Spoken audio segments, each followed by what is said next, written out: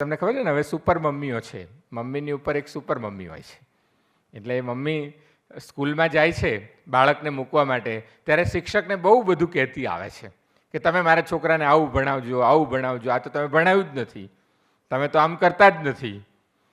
આ સુપર મમ્મીઓ જે છે, બરાબર, એ એવું કે એ પણ જરા શીખવાડજો. એને લઈને હિતેનભાઈએ લખ્યું કે જે ઝાડ પરથી પંખીનો માળો ધબ દઈને તૂટી પડે, કે જે ઝાડ પરથી પંખીનો માળો ધબ દઈને તૂટી પડે, એ ઝાડને શું થાય છે એ પણ જરા શીખવાડજો.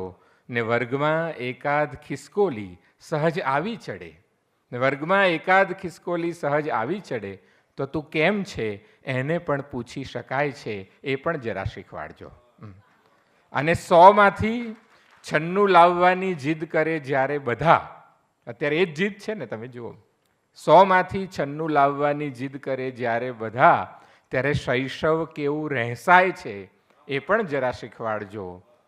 અને આ છેલ્લા બે બંધ બહુ સરસ છે, જે મને ગમે છે, ઊંડાણવાળા છે.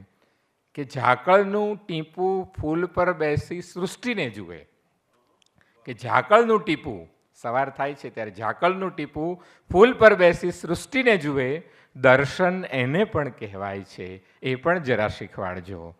ને અંતે તો બહુ બધું શીખીને બહુ બધું ભૂલી જવાનું હોય છે.